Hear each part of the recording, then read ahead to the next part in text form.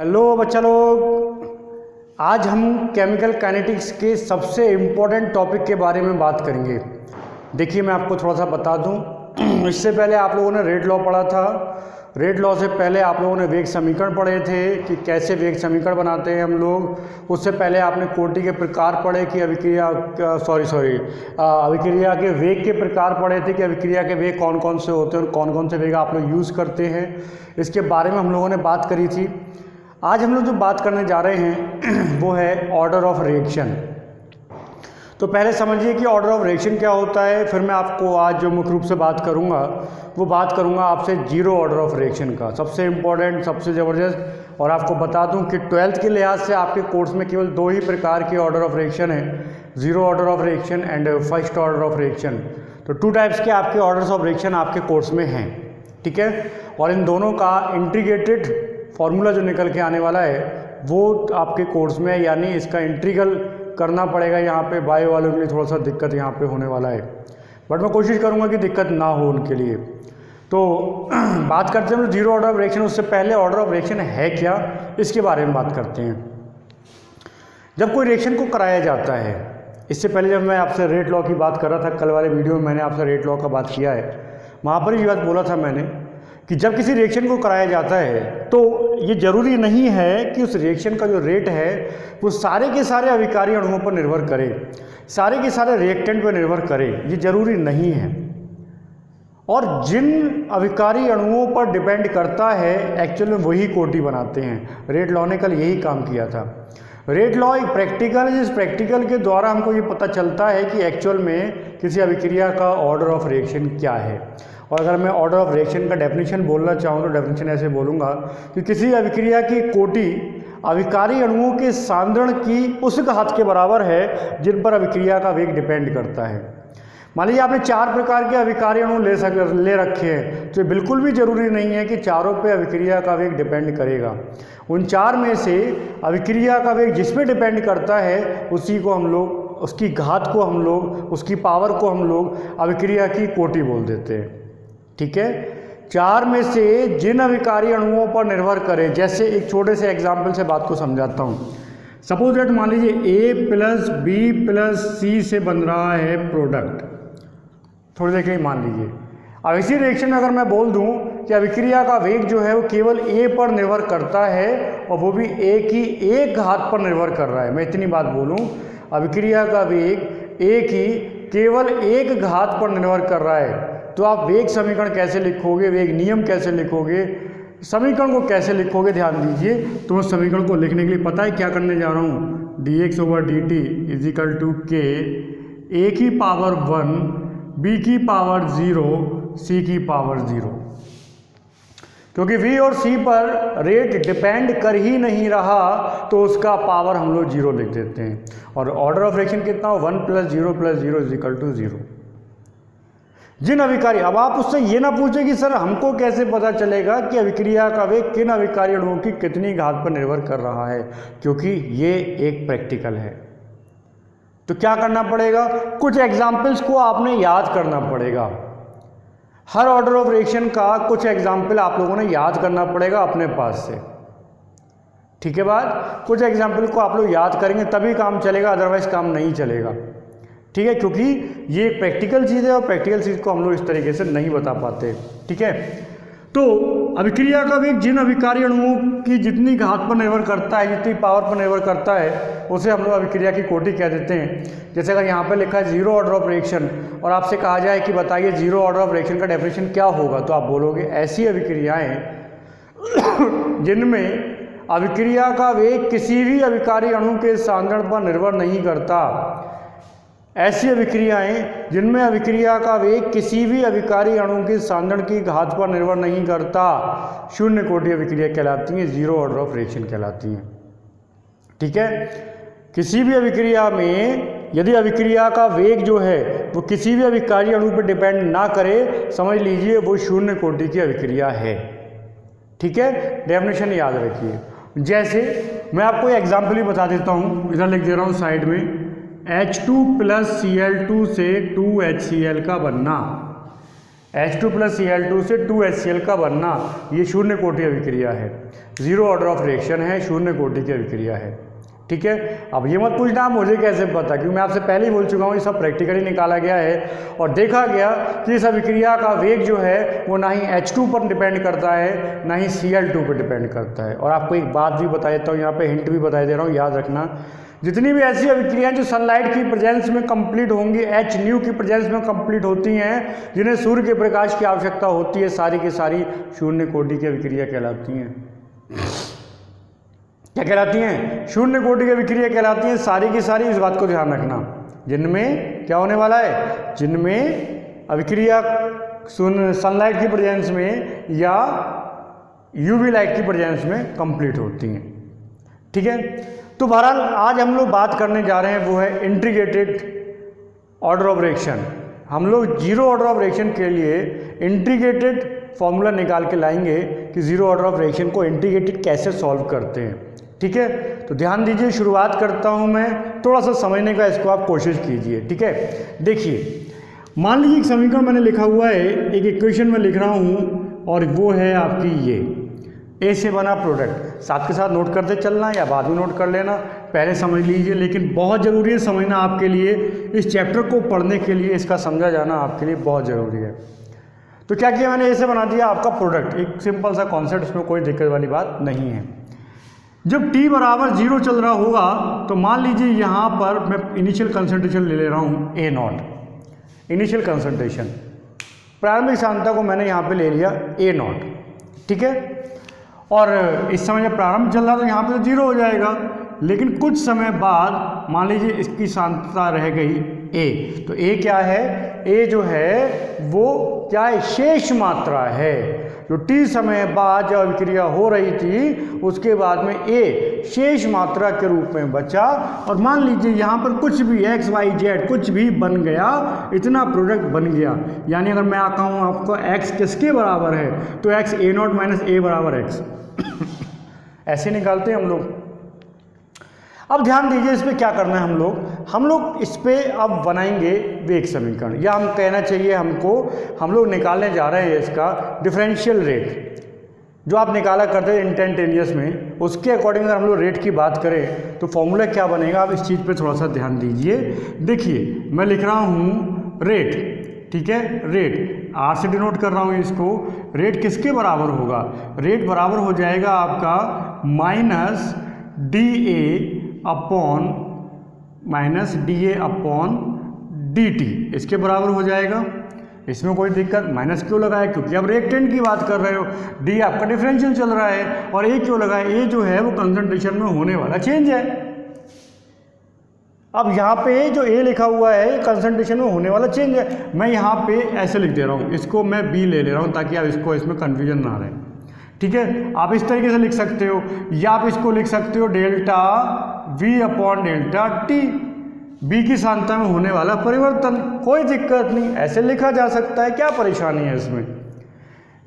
Rate जो है वो इसी के बराबर तो होगा, वेग किसके बराबर होगा, आप बोलते हो वियोजन की दर, तो वियोजन की दर आपकी ये आ रही है, आप डेल्टा की जगह D का प्रयोग कर रहे हैं, डिफरेंशियल यूज़ कर रहे हैं, कोई दिक्कत नहीं इसमें।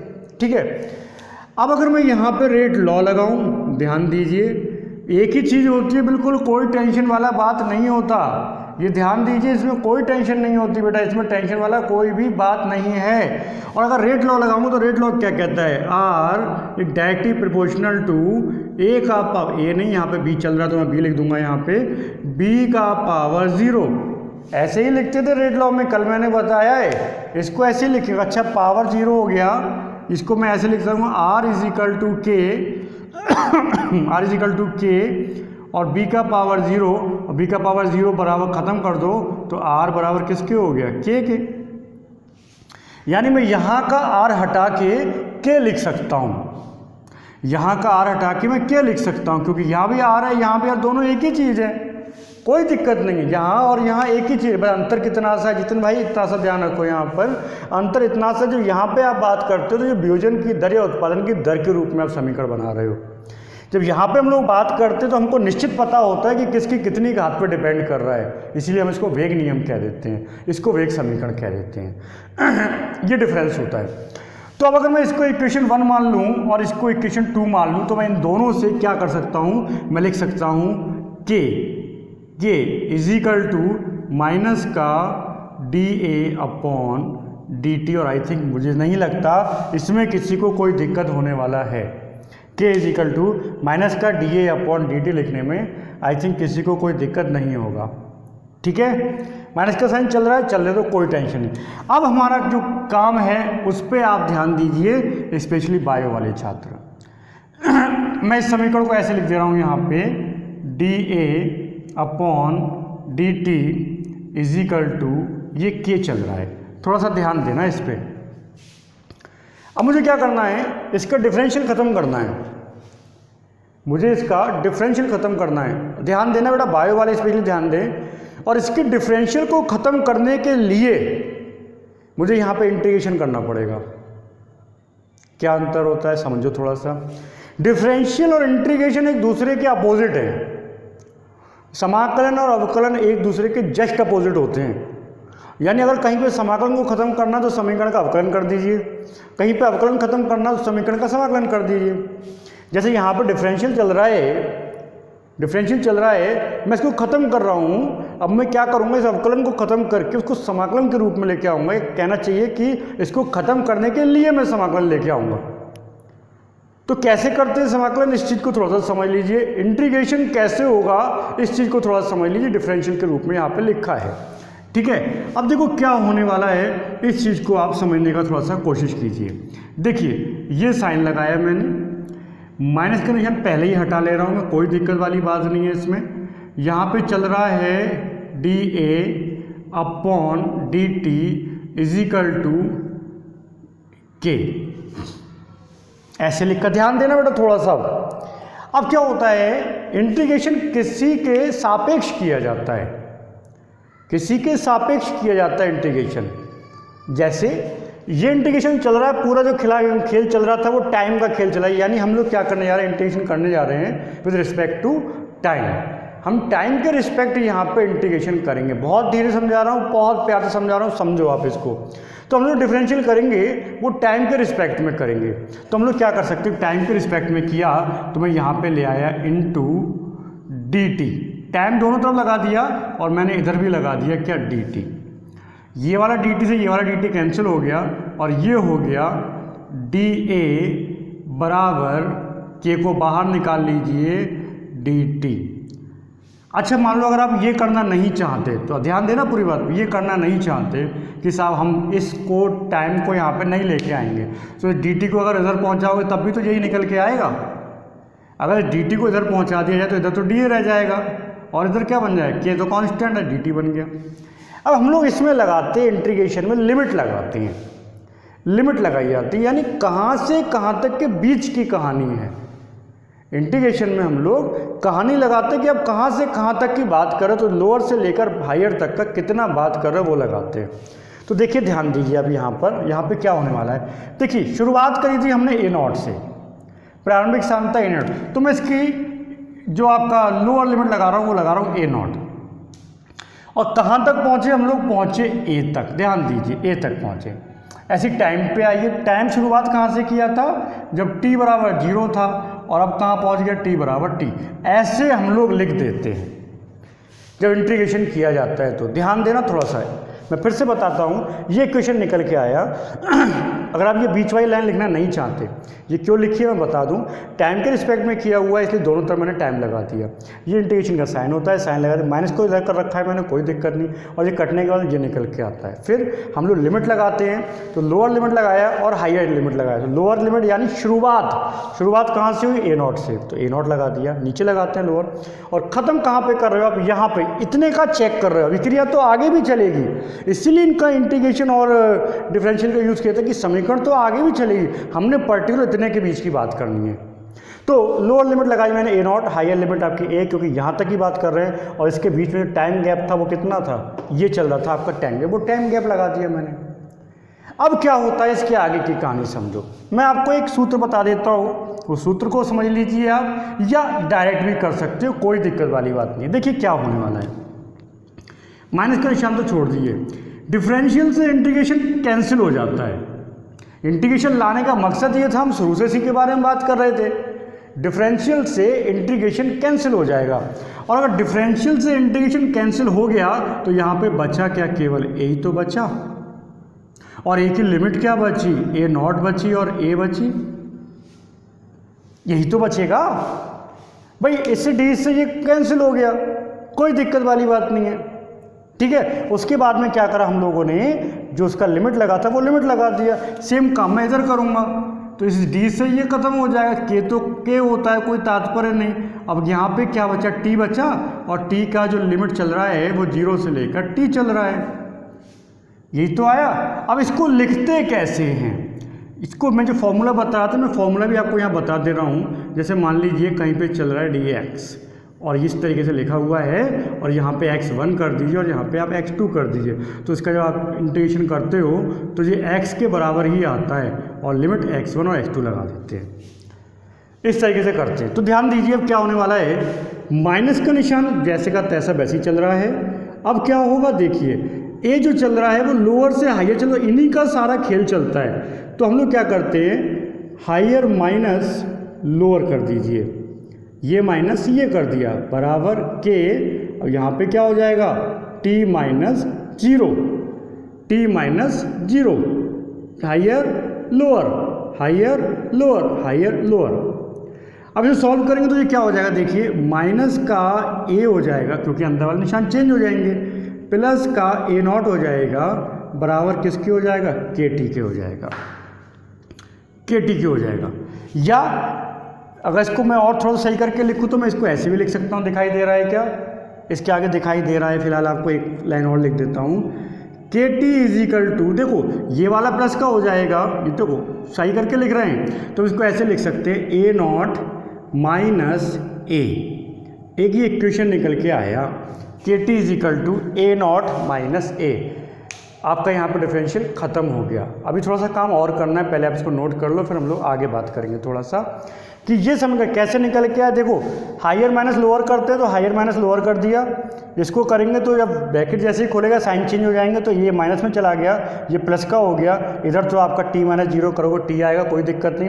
फिर मैंने अच्छा नहीं लग रहा माइनस वाला पहले लिखा है इसलिए इसको बाद में लिख दिया है, तो के टी बराबर हो गया ए नॉट माइनस ए, इसमें कोई दिक्कत नहीं हो सकता, कोई दिक्कत नहीं हो सकता। अब इसको किस तरीके से चेंज कर सकते हैं और किस प्रकार से चेंज कर सकते हैं, इसको थोड़ा सा आप समझो, ठीक है, क्योंकि वो थोड़ा सा आगे का खेल है और थोड़ा सा मज़ेदार खेल है। अब आपको थोड़ा सा और मज़ा आएगा। जैसे आपने समीकरण लिखी, मैं इसको उठाता हूँ, minus A plus A naught is equal to K t, ठीक है बात। अब मैं क्या करने जा रहा हूँ, ये माइनस हटाना है मुझे, मैं माइनस हटा रहा हूँ, इस माइनस को हटा के उधर ले जा रहा हूँ, इस माइनस को हटा के मैं क्या कर रहा हूँ, इधर ले जा रहा हूँ। तो आप ऐसे कह दीजिए कि मैंने माइनस से मल्टीपल कर दिया, है ना, या आप अपने हिसाब तो क्या हो जाएगा, ये देखो a minus a naught is equal to minus का के टी हो गया आपका। या मैं लिख सकता हूँ ए बराबर माइनस का k T plus A not, एक इक्वेशन ये आ गई, नोट करते चलना साथ के साथ। ए क्या था, शेष मात्रा थी, ए नॉट क्या चल रहा था, प्रारंभिक मात्रा चल रही थी, टी समय चल रहा है, के रेट कांस्टेंट चल रहा है, ठीक है। बहुत इंपॉर्टेंट बात बता रहा हूँ मैं इस समय, थोड़ा सा ध्यान दो इस चीज़ पे, रिलैक्स होके, बिल्कुल रिलैक्स होके समझो आप इसको।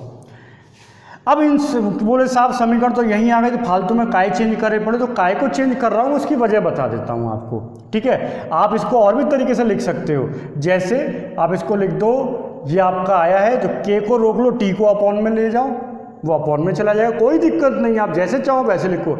लेकिन मैंने इस तरीके से क्यों लिखा, क्योंकि मैं अब करने जा रहा हूँ एक नया खेल। आपने इस इक्वेशन को शायद पढ़ा हो, इसे हम लोग लाइन का इक्वेशन कहते हैं, रेखीय समीकरण कहते हैं, रेखा की समीकरण हम इसको कहते हैं, ठीक है। यूज़ क्या है इसका ये मैं बताता हूँ, ध्यान दीजिए। हम इन दोनों का तुलना कर रहे हैं, क्यों कर रहे हैं, क्योंकि एक्चुअली मैं निकालना चाहता हूँ कि सांद्रता में क्या परिवर्तन होगा समय के साथ साथ जब आप एक ग्राफ प्लॉट करोगे, तो उसके बारे में थोड़ी सी बात कर रहा हूँ, ध्यान दीजिए।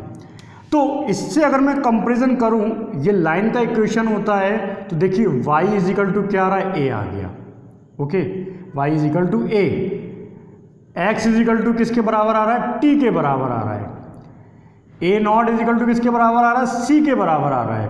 और जो m है, m बराबर आ रहा है माइनस के k के बराबर। इसको आप तुलनात्मक अध्ययन के फलस्वरूप निकाला।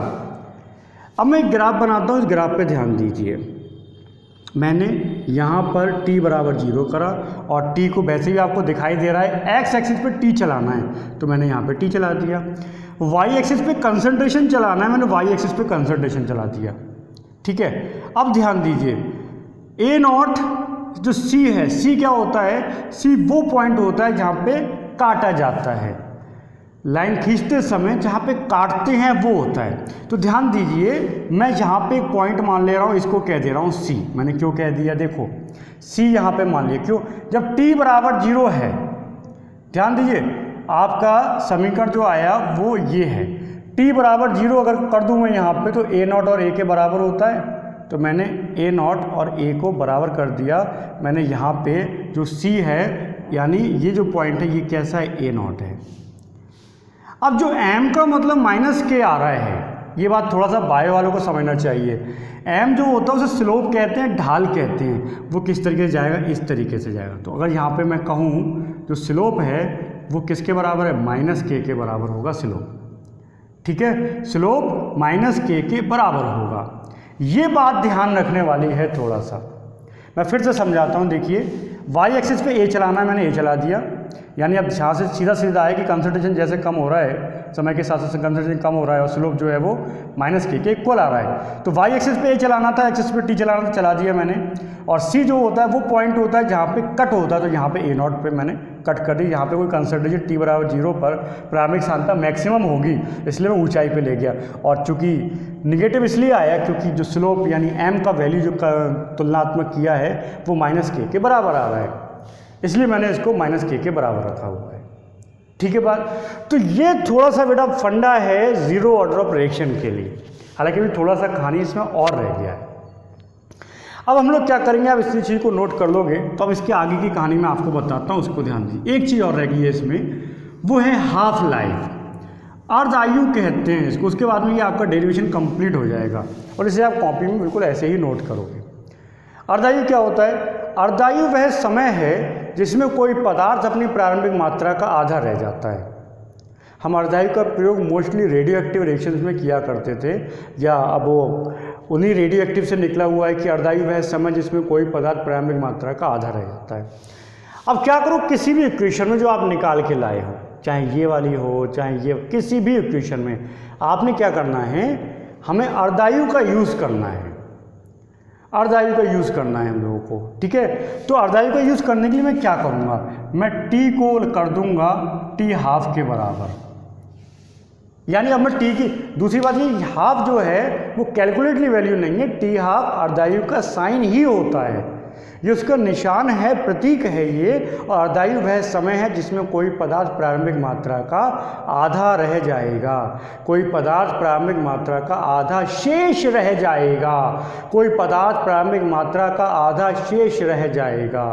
तो ध्यान दीजिए क्या होने वाला है यहाँ पे, देखिए मैं इस इक्वेशन को कोई सी ले लो, उससे कोई फर्क नहीं।